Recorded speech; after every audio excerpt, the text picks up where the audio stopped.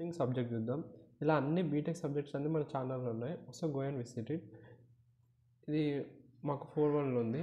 మన యూనిట్ 1 వచ్చేసరికి introduction to soft computing చూద్దాం. ఈ వీడియోలో సాఫ్ట్ కంప్యూటింగ్ అంటే ఏంటో అని, దాంతోపాటు హార్డ్ కంప్యూటింగ్ అంటే ఏంటో చూద్దాం. చాలామంది మన వీడియోస్ చూస్తున్నారు కానీ సబ్స్క్రైబ్ చేస్తలే. So do like and subscribe. ఈ వీడియో రికార్డ్ చేసేటప్పుడు నాకు 880 సబ్స్క్రైబర్స్ ఉన్నారు 1Kకి దగ్గర. మన టాపిక్లో బ్యాక్ వచ్చేస్తే ఫస్ట్ కంప్యూటింగ్ పారాడైమ్స్ వచ్చేసరికి 2 ఉంటాయి. సాఫ్ట్ కంప్యూటింగ్, ఇంకోటి హార్డ్ కంప్యూటింగ్.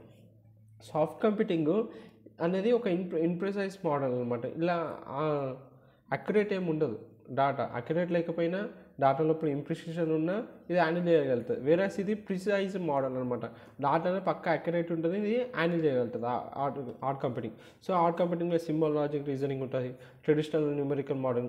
సో మనం అంతా సాఫ్ట్ కంప్యూటింగ్ గురించే చదువుతాం, ఈ సబ్జెక్ట్ ఉంటాం. ఈ హార్డ్ కంప్యూటింగ్ జస్ట్ ఇంట్రడక్షన్ ఇచ్చేసి వదిలేస్తాం.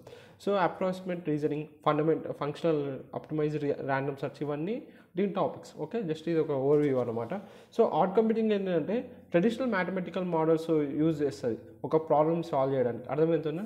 ఆల్రెడీ మ్యాథమెటికల్ మోడల్స్ ఉంటాయి కదా, ఆ మ్యాథమెటికల్ మోడల్స్ యూజ్ చేసి ఒక ప్రాబ్లమ్ సాల్వ్ చేస్తుంది. లైక్ ఆల్గరిథమ్స్ అనుకోవచ్చు, లేకపోతే బైనర్స్ వచ్చిన ఒక algorithm it's mathematical method. So దాన్ని వాడి ఒక ప్రాబ్లమ్ సాల్వ్ చేస్తే దాన్ని హార్డ్ కంప్యూటింగ్ అంటారు. మ్యాథమెటికల్ మోడల్స్ కూడా అనొచ్చు. ఆల్గరిథమ్స్ మ్యాథమెటికల్ మోడల్స్ వాడి ఒక ప్రాబ్లమ్ సాల్వ్ చేస్తారు, అది comes under hard computing. So ఇది డిటర్మినిస్టిక్ అనమాట. వచ్చే ఆన్సర్ పైన డిటర్మినిస్టిక్ ఉంటుంది. దీంట్లో ఆన్సర్ అనేది చాలా అక్యురేట్గా ఉంటుంది. ఇది ఎక్కడైతే మనకి అక్యురేట్ ఆన్సర్ కావాలో అక్కడ మనము ఇది వాడచ్చు. ఇంకా ఇక్కడ వెల్ డిఫైన్డ్ మ్యాథమెటికల్ సొల్యూషన్ ఉంటుంది. దీంతోపాటు ఇక్కడ హార్డ్ అంటే ఏంటి అర్థమంటే దీనికి హార్డ్వేర్కి సంబంధం లేదు. Has nothing do with hardware. ఈ హార్డ్ కంప్యూటింగ్లో ఈ హార్డ్వేర్ అనేది దీనికి సంబంధం లేదని అర్థం. So principle of hard computing వచ్చేసరికి ఏంటిది, ప్రిసైజ్గా ఉంటుంది ఆన్సర్, సర్టనిటీ ఉంటుంది, రిగర్ ఉంటుంది. ఓకేనా? ఇది ఎట్లా అచీవ్ అవుతుంది అంటే సీక్వెన్షియల్ ప్రోగ్రామ్స్ రాస్తాం కదా, అవి ఏం చేస్తాయి, బైనరీ లాజిక్ యూజ్ చేసి ఆన్సర్ని ఇస్తాయి. ఇవన్నీ డిటర్మినిస్టిక్ ఇన్ నేచర్ ఉంటాయి వచ్చే సొల్యూషన్స్.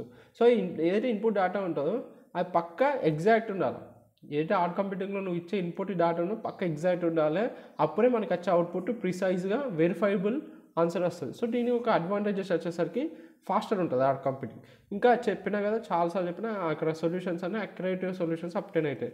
ఇక డిసడ్వాంటేజ్ వచ్చేసరికి ఏదైతే రియల్ వరల్డ్ ప్రాబ్లమ్స్ ఉంటాయో, ఎందుకంటే అక్కడ ఇన్ప్రిసైజ్ డేటా ఉంటుంది, అక్యురేట్ డేటా ఉంటుంది కదా. సో ఈ రియల్ వరల్డ్ అప్లికేషన్స్లో ప్రాబ్లమ్స్ ఇది పనికిరాదు.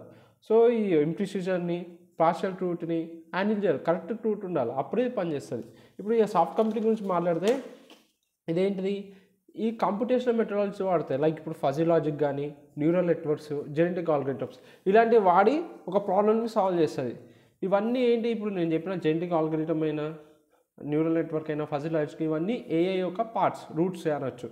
సో ఏఐ అంటే ఏంటిది, ఒక కంప్యూటర్ సైన్స్. అది ఏం చేస్తుంది, మన మనుషులకు ఆలోచించి, హ్యూమన్ బిహేవియర్లకు ఆలోచించి అది సొల్యూషన్స్ చేస్తుంది. దానికి సేమ్ మనం మనుషులకు ఎట్లా థింక్ చేస్తామో ఏఐ కూడా అట్లా ఉంటుంది. వాటికి roots fuzzy logic, neural networks, genetic algorithm. So soft computing ఏంటిది, చాలా డిఫరెంట్ హార్డ్ కంప్యూటింగ్కి. ఎందుకంటే ఇది సాఫ్ట్ కంప్యూటింగ్ అనేది టాలరెన్స్. ఏమేమి టాలరెన్స్ చేస్తా అంటే ఇంప్రిసిషన్ ఉన్న, డాటా లోపల అన్సర్టనిటీ ఉన్న, పార్షియల్ ట్రూత్ అని, ఈ అన్నింటినీ సాఫ్ట్ కంప్యూటింగ్ హ్యాండిల్ చేయగలుగుతుంది. వేరే హార్డ్ కంప్యూటింగ్ హ్యాండిల్ చేయలేదు. ఓకే, సాఫ్ట్ కంప్యూటింగ్ అనేది is a fusion of methodology design to model and enable solution to real world problems. So ఈ రియల్ వరల్డ్ ప్రాబ్లమ్స్కి చాలా అప్లికబుల్ ఉంటుంది. ఎందుకంటే ఇక్కడ రియల్ వరల్డ్ ప్రాబ్లమ్స్లో డెఫినెట్గా ఇంప్రిసిషన్ ఉంటుంది, అన్సర్టనిటీ, పార్షియల్ ట్రూత్, ఇవన్నీ ఉన్న రియల్ వరల్డ్ ప్రాబ్లమ్స్లో బేసిక్ ఇవి పక్కా ఉంటాయి. సో ఈ అన్నింటినీ హ్యాండిల్ చేయడానికి సాఫ్ట్ కంప్యూటింగ్ అనేది బెస్ట్. సో ఇది చాలా డిఫికల్ట్గా ఉంటుంది. Which are not model or difficult to model. ఇవన్నీ నేను చెప్పినా కదా, రియల్ వరల్డ్ ప్రాబ్లమ్స్ని మనం మ్యాథమెటికల్ మోడల్స్తోనే సాల్వ్ చేయలేము హార్డ్ కంప్యూటింగ్ వాడి. అందుకే మనం సాఫ్ట్ కంప్యూటింగ్ వెళ్తాం. సో మనం ఏమేంటి సాఫ్ట్ కంప్యూటింగ్, ఏమేంటిది, ఇంప్రిసిషన్ ఉన్న, అన్సర్టనిటీ ఉన్న, అప్రాక్సిమేట్ రీజనింగ్ ఉన్న, పార్షియల్ ట్రూత్ని, ఈ అన్నిటినీ హ్యాండిల్ చేయాలి సాఫ్ట్ కంప్యూటింగ్ ఏమే అది. సో ఎట్లా హ్యూమన్లకు ఆలోచించి డిసిషన్ మేకింగ్ చేయాలి.